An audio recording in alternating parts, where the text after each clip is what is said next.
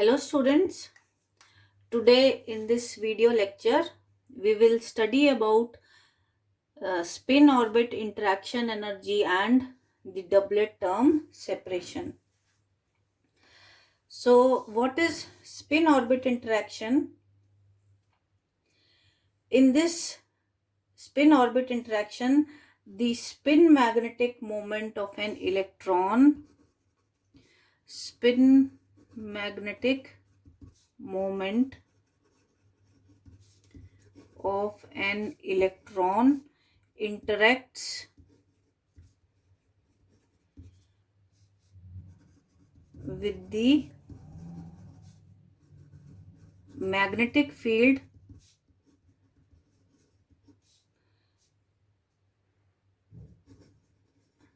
generated due to orbital motion of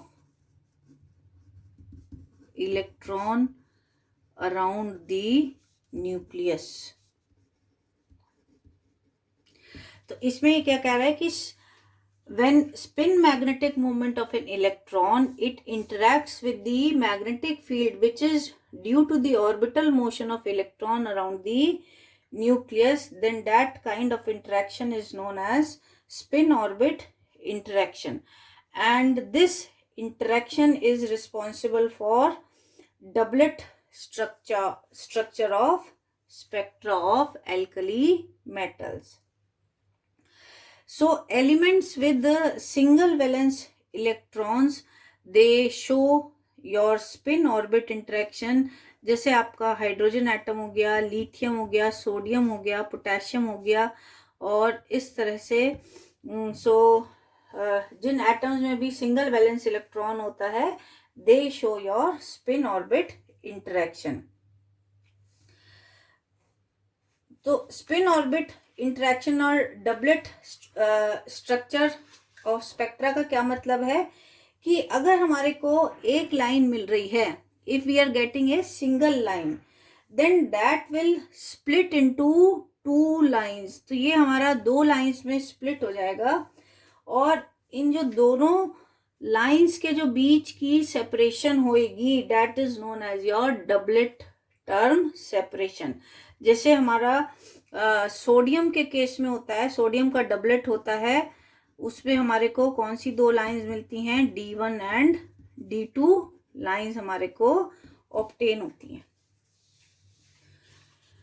तो बच्चों, spin orbit interaction क्या है? This is the interaction between the spin magnetic moment of an electron and the magnetic field due to the orbital motion of electron around the nucleus. तो अब हम इसका derivation देखते हैं. इस स्पिन ऑर्बिट इंटरेक्शन एनर्जी को हम कैसे ड्राइव करेंगे. तो देखो स्टूडेंट्स, हमारे पास क्या होता है कि जो इलेक्ट्रॉन जो है हमारा, this is your electron and it is revolving around a positively charge nucleus, जिसके ऊपर चार्ज कितना है, Ze है, and this electron is revolving with velocity, ये आपका किसी भी v वेलोसिटी से रिवॉल्व कर रहा है around the nucleus of charge Ze. तो इस डेरिवेशन में हम थ्योरी ऑफ रिलेटिविटी यूज करेंगे. सो क्योंकि जो मोशन है हमारा रिलेटिव होता है, सो इस केस में हम कंसिडर करेंगे कि हमारा जो इलेक्ट्रॉन है इट इज एट रेस्ट, और जो न्यूक्लियस है जिसके ऊपर चार्ज Ze है, it is revolving around the electron in a circular orbit of radius r. और अब इसकी वेलोसिटी कितनी हो जाएगी, it will be moving with velocity -v, क्योंकि हम आपकी थ्योरी ऑफ रिलेटिविटी यूज कर रहे हैं. तो क्योंकि ये जो न्यूक्लियस है आपका, this is also a charge, it is also having positive charge. तो जब इसके ऊपर पॉजिटिव चार्ज होएगा and this charge is in motion, so it will produce your current, और करंट जिस आपका ऑपोजिट डायरेक्शन में फ्लो करेगा, opposite to the flow of charge. तो ये आपका इस डायरेक्शन में फ्लो करेगा। And due to this flowing charge, ये आपका कैसे होएगा, क्योंकि एक डेफिनेट क्लोज्ड पाथ में मूव कर रहा है, हम कह रहे हैं कि it is moving in circular orbit, so this will be equivalent to a current loop. तो हम क्या करेंगे इसमें, हम इसका एक करंट लूप का स्मॉल एलिमेंट कंसिडर करेंगे जिसकी लेंथ dl रहेगी। Now due to this current element, magnetic field जो है it will be produced at the centre of the loop. Centre of loop पर एक मैग्नेटिक फील्ड प्रोड्यूस हो जाएगी, जिसको हम कैसे कैलकुलेट कर सकते हैं बच्चों, आपने 12th अपनी लोअर क्लासेस में पढ़ा है about the Biot Savart's law. इस लॉ से हम we can calculate the magnetic field at the center of the current loop, which is due to this small element of length dl। तो ये कितनी हो जाएगी हमारे पास, this b will be equal to mu 0 upon 4 pi I dl cross r upon r cube। take it as equation number 1।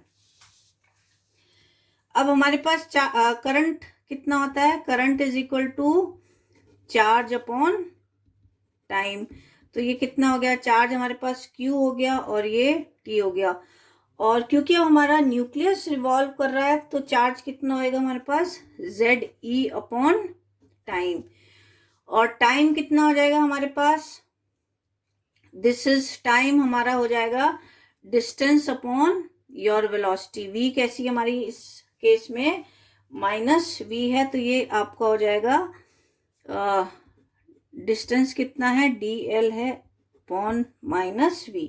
तो ये value t की आप इस इक्वेशन में सब्स्टिट्यूट करिए, आपके पास i कितना आ जाएगा, i will be equal to ZE upon ये आ जाएगा ZE minus v upon dl। so this is minus ZEV and this is equal to I into dl। तो यहाँ पे क्योंकि हम इसमें वेक्टर फॉर्म में ले रहे हैं तो dl के ऊपर भी वेक्टर लगेगा आपका और v के ऊपर भी। तो देखिए इसको आप I इंटू dl को इसमें सब्स्टिट्यूट कर दीजिए, b हमारे पास कितना आ जाएगा, b will be equal to mu 0 upon 4 pi minus ZEV into r upon r cube. तो इसको आप कैसे लिख सकते हैं, म्यू 0 अपॉन 4 पाई, यहाँ पे नेगेटिव साइन लगा दीजिए, v cross r upon r cube. अब आपको पता है a cross b is equal to minus b cross a। तो हम क्या कर सकते हैं, इन वेक्टर्स की पोजीशन को इंटरचेंज कर सकते हैं, mu 0 upon 4 pi ZE r cross v upon r cube. So ये आप इक्वेशन नंबर 2 ले लीजिए and take it as equation number 3। ये आपकी इक्वेशन नंबर 3 हो जाएगी।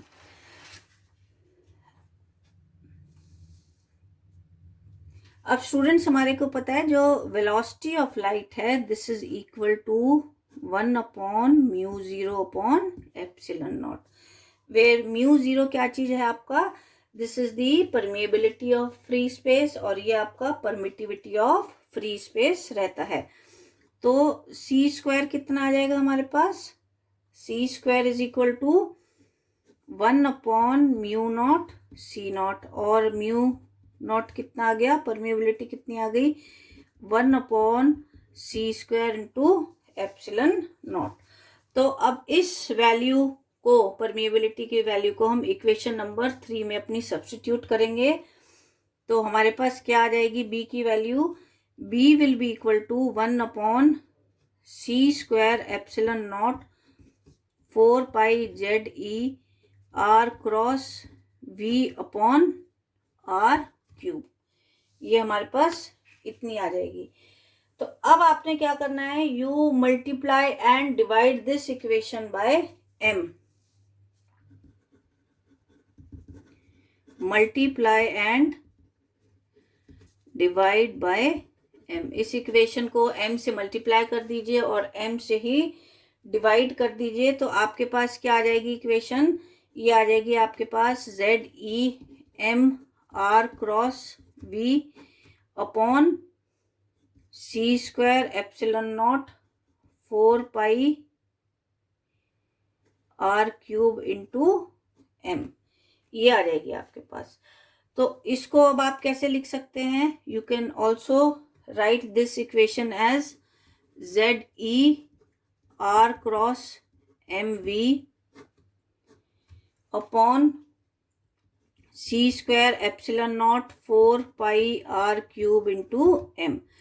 अब R into M V, M into V किसके बराबर आ गया, आपका लीनियर मोमेंटम के इक्वल आ गया। और इसको आप क्या लिख सकते हैं, you can write your equation as B is equal to ZE 4 pi epsilon nought C square R cube M and this is R cross P। ये आपका R क्रॉस P हो गया। तो R product of your radius into linear momentum, ये आपका किसके बराबर होता है, vector product of R into P। This is equal to your angular momentum. तो ये आपका आ गया 4 pi epsilon nought C square R cube M into your vector L, जिसको आप एंगुलर मोमेंटम कहेंगे। इसको आप PL से भी डिनोट कर सकते हैं। आप अपना एक्सप्रेशन ऐसे भी लिख सकते हैं, R cube M into PL। This is also your angular momentum, orbital angular momentum of electron. तो अगर आपने इस B वेक्टर को मैग्नीट्यूड की टर्म्स में लिखना है तो वो कितना आ जाएगा, मैग्नीट्यूड की टर्म्स में देखो L आपका किसके बराबर होता है, this is equal to under root of L plus 1 into H cut. ये हमने आपको उस दिन भी बताया था, जो PL है this is equal to L plus 1 into H cut. और इसको क्या लिख सकते हैं आप, L star into H cut, जहां पे आपका ये जो L है this is your orbital quantum number. तो ये एक्सप्रेशन आपके पास कितना आ गया मैग्नीट्यूड की टर्म में, this is equal to ZE 4 pi epsilon nought C square R cube M L star into H cut. Now due to orbital motion of electron, तो students देखिए, due to orbital motion of electron a magnetic field is produced. ये आपने पहले भी पढ़ा हुआ है कि when electron is revolving around the nucleus, then due to its orbital motion it produces a magnetic field. और जब हम अपना स्पिनिंग इलेक्ट्रॉन इस मैग्नेटिक फील्ड में प्लेस करेंगे, then this spinning electron it undergoes a Larmor precession around this magnetic field, जिसकी angular velocity हमारी कितनी है, this is given as omega L is equal to, take it as equation number 4, और omega L हो जाएगी 1/2 EB/m। ये आपने Larmor precision में पढ़ा है। अगर आप स्पिनिंग इलेक्ट्रॉन को मैग्नेटिक फील्ड में प्लेस करते हो which is due to the orbital motion of the electron, then the electron start precessing about the field. और इस प्रिसेशन को हम क्या कहते हैं, this precession is known as Larmor precession. और इस लार्मर प्रिसेशन की angular velocity it is given by this expression. तो अब हम इसको आपके इक्वेशन नंबर 4 को 5 में हम यूज करेंगे। तो हमारे पास एक्सप्रेशन क्या आ जाएगा, omega L is equal to E upon 2m, E upon 2m as such ले लिया हमने, और b के इस एक्सप्रेशन को हम यहाँ सब्स्टिट्यूट कर देंगे, which is sorry Z E upon 4 pi epsilon nought C square R cube m l star into h cut, ये आ गया हमारे पास। तो इसको हम और कैसे लिख सकते हैं, दिस इज, इसको आगे सिंप्लीफाई करेंगे, so this will be Z E square 8 pi epsilon nought C square R cube m square l star into h cut, take it as equation number 6। तो अब जो स्पिन ऑर्बिट इंटरेक्शन एनर्जी हमारे पास आती है, this is equal to the product of angular velocity of precession and the projection of spin angular momentum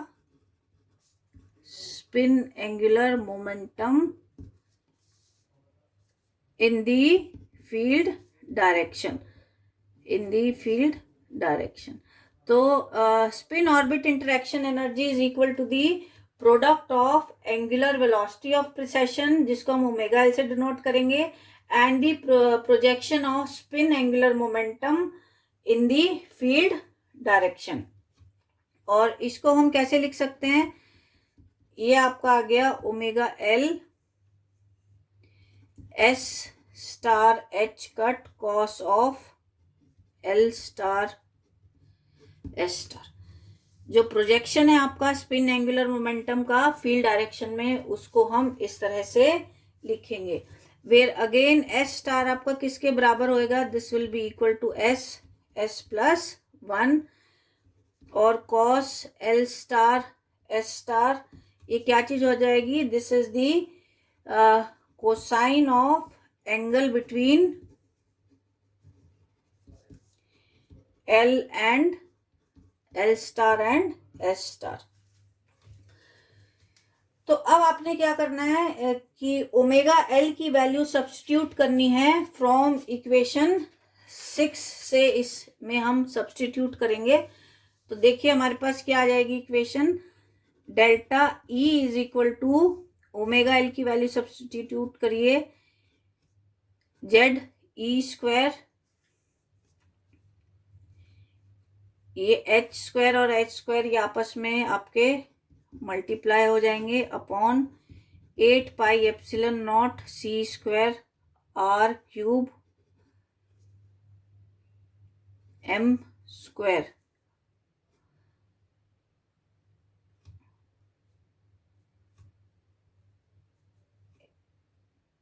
into L star S star cos of L star और S star, ये आ गया हमारे पास। तो इसको हम ऐसे भी लिख सकते हैं, Z E square H square 8 pi epsilon nought M square C square 1 upon R cube L star S star cos of L star और आपका एस स्टार, ये आ गया। अब इसमें जो आर है आपका वो कंटिन्यूसली चेंज होता रहता है, because this R it is a function of your quantum numbers N L and Z. ये आपका इन क्वांटम नंबर्स के ऊपर डिपेंड करता है, आपका azimuthal quantum number, principal quantum number. तो इसकी जो है हम एवरेज वैल्यू कंसिडर करेंगे। तो जब हम आर की एवरेज वैल्यू कंसिडर करेंगे तो हम इंटरेक्शन एनर्जी की भी एवरेज वैल्यू कंसिडर करके चलेंगे। तो अब हम इस एक्सप्रेशन को आपका कैसे लिखेंगे, we will write this expression as,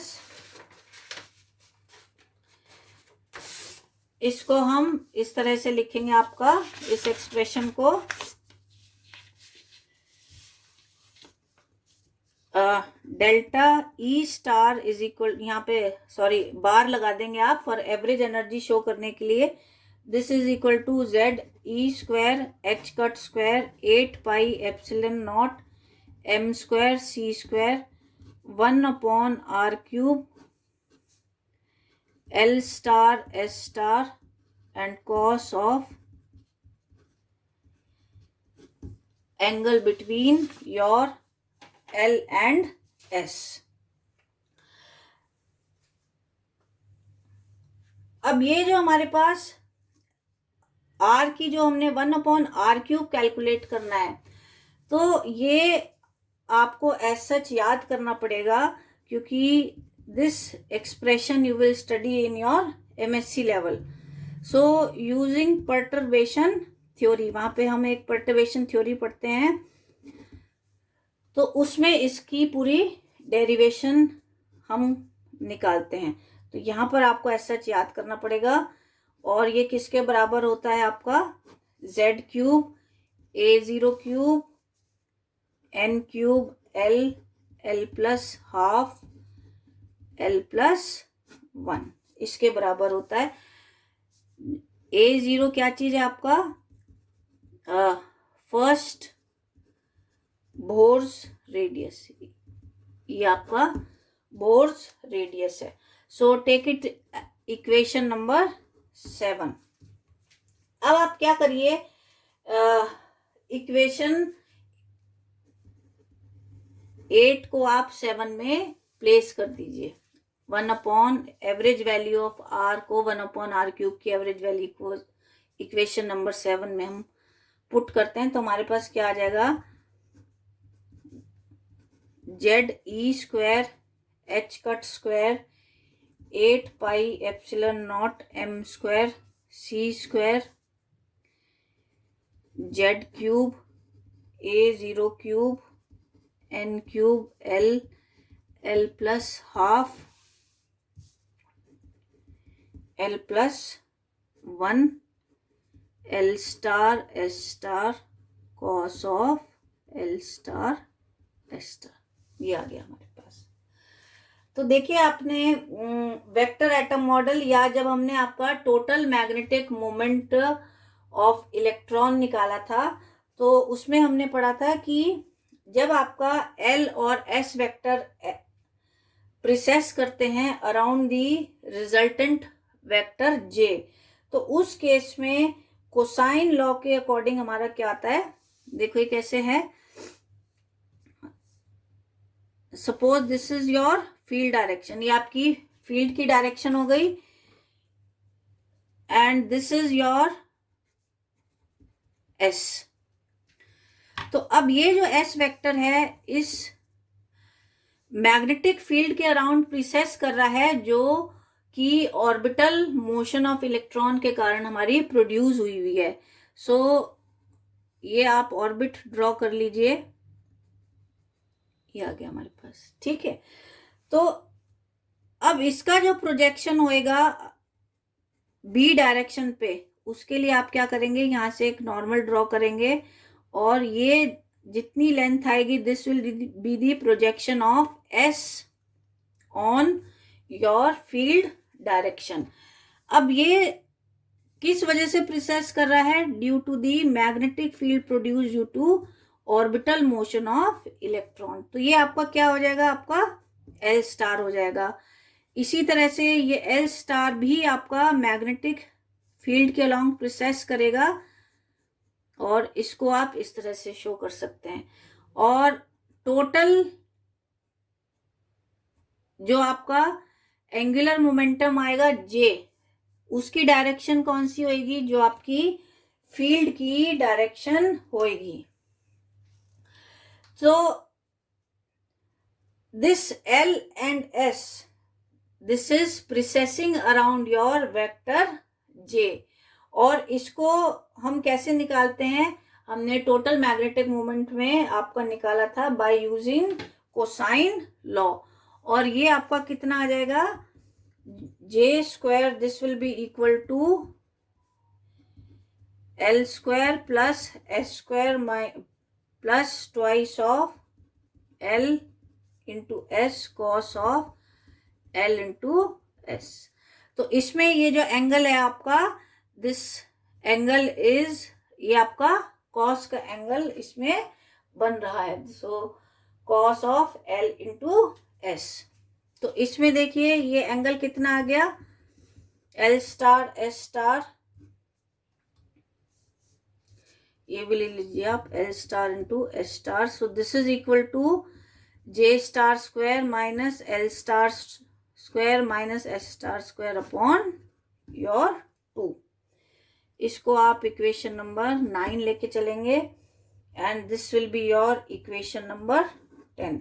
अब आप इक्वेशन नंबर 10 को 9 में यूज करिए तो आपके पास क्या आ जाएगा expression, delta E is equal to Z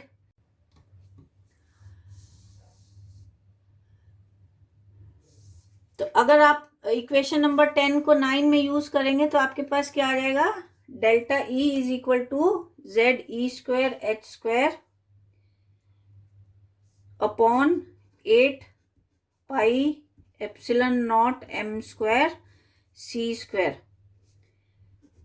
Z cube A nought cube N cube L L plus half L plus 1। और यहाँ ब्रैकेट में क्या आ जाएगा, J square minus L star square minus S star square upon 2, ये आ जाएगा आपके पास। तो इसको फर्दर अगर आप सॉल्व करेंगे, इसको और कैसे रीअरेंज कर सकते हैं, एच कट की वैल्यू कितनी होती है, एच अपॉन 2 पाई होती है। तो इसको कैसे लिख सकते हैं आप, Z E square 8 pi epsilon nought M square E square H square 4 pi square Z cube A nought cube N cube L L plus half L plus 1। और यहाँ पे कितना आ जाएगा, J star square minus L star square minus S star square upon 2, ये आ गया आपके पास। अब देखिए हमने क्या करना है, इस एक्सप्रेशन को एच सी से हमने डिवाइड करना है। तो अगर हम एनर्जी को एच सी से डिवाइड कर देते हैं then that gives us the term value, हमारे को टर्म वैल्यू मिल जाती है। तो टर्म वैल्यू को हम कैसे डिफाइन करते हैं, इसको हम एनर्जी को एच सी से हम डिवाइड करेंगे। तो अगर हम इस एक्सप्रेशन को एच सी से डिवाइड करते हैं तो ये हमारे पास क्या आ जाएगा, 8 pi epsilon nought M square, यहाँ पे एक सी क्यूब आ जाएगा और एक एच से एच आपका कैंसिल हो जाएगा, 4 pi square Z cube A 0 cube N cube L L plus half L plus 1 J star square minus L star square minus S star square upon 2, ये आ जाएगा आपके पास। अब हमने इसमें कुछ कांस्टेंट सब्स्टिट्यूट करने हैं।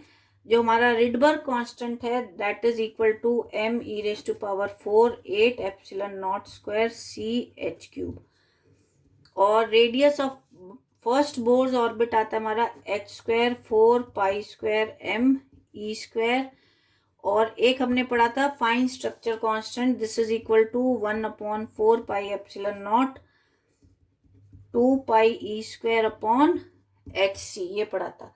तो अगर हम इन सारी वैल्यूज को ऊपर वाली इक्वेशन में सब्स्टिट्यूट करते हैं तो हमारे पास क्या आ जाएगा,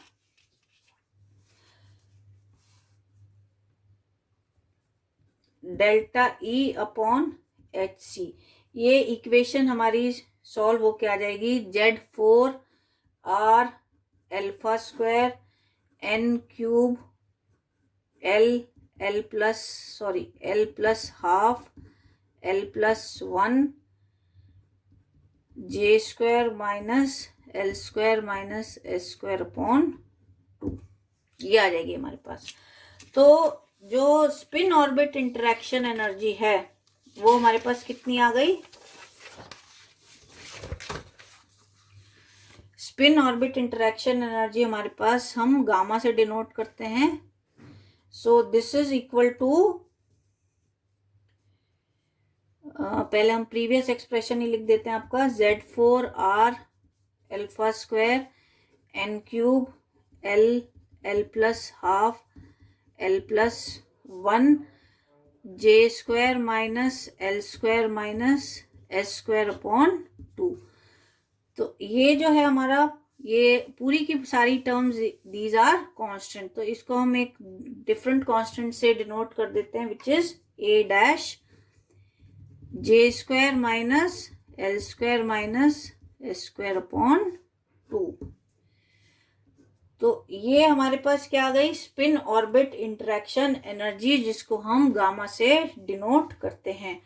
और ये स्पिन ऑर्बिट इंटरेक्शन एनर्जी आप और कैसे लिख सकते हैं? You can also write it as J plus 1 minus L plus 1 minus S plus 1 upon 2. तो जो स्पिन ऑर्बिट इंटरेक्शन एनर्जी है ये क्या चीज मेजर कर रही है? It measures the shift of each fine structure level from a hypothetical centre gamma 0. ये क्या चीज मेजर कर रही है? ये हर एक फाइन स्ट्रक्चर लेवल की शिफ्ट को मेजर करेगी from a hypothetical centre gamma 0. और ये जो टर्म वैल्यू है of a fine structure level, it is given as gamma nought minus gamma. इस तरह से आप इसको लिख सकते हैं. तो ये अभी हम इसमें आपका स्टडी करेंगे कि फॉर योर PDF डबलेट के लिए इसको आप कैसे निकालेंगे in our next video. So this was all about the spin orbit interaction energy which is used for measuring the. तो स्टूडेंट्स, हमने ये अपना एक्सप्रेशन डिराइव करा है for spin orbit interaction energy which gives us the shift of each fine structure level from a hypothetical center of gravity. और इसको हमने इस फॉर्मूले से आपका डिनोट कर सकते हैं. तो देखिए अब हम डिफरेंट स्टेट स्टडी करेंगे, like your S orbit, P orbit and D orbit. S state के लिए जो L की वैल्यू है वो हमारी 0 रहती है. S इज हाफ, तो J की वैल्यू आपकी L प्लस माइनस S हो जाएगी. तो J it can never have negative value, तो J आपका हाफ वैल्यू लेगा. तो अगर आप इस J की वैल्यू को इसमें सब्स्टिट्यूट करते हैं तो आप देखेंगे जो हमारे पास स्पिन ऑर्बिट इंटरेक्शन एनर्जी आती है, it comes out to be 0. इसका क्या मतलब हुआ कि जितने भी हमारे पास S स्टेट्स होते हैं, those are single state. These states will never give a doublet state. इसी तरह से अब आप आ जाइए P डबलेट पे. P के केस में क्या होता है? L आपका 1 होता है, S आपका हाफ हो जाएगा and J will be equal to L plus minus S. तो J की हमारे पास दो वैल्यूज आ जाएंगी, हाफ एंड 3/2.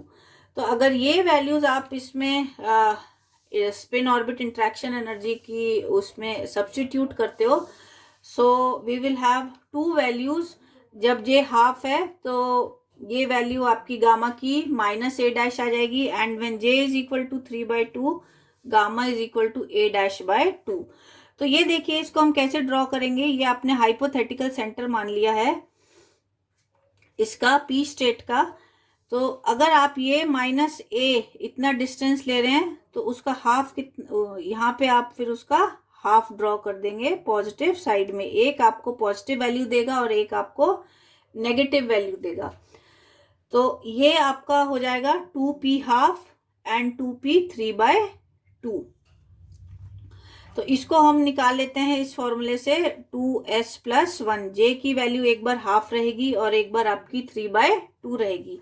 इसी तरह से अगर आप डी का केस देखते हैं तो इस केस में देखेंगे आप एल आपका 2 हो गया है, एस हाफ है, J will have two values 3/2 and 5/2। तो जब जे आपका 5/2 है उस केस में गामा की वैल्यू हमारे पास ए डैश आ रही है, एंड व्हेन जे इज 3/2 तो गामा आपका कितना आ रहा है -3/2 ए। अगेन आप ये हाइपोथेटिकल सेंटर से ये आपने ए ड्रॉ कर लिया है, सो इसको आप ये 3/2 ड्रॉ कर लेंगे। अगेन ये आपके लेवल्स क्या आ जाएंगे 2d 5/2 एंड 2d 3/2।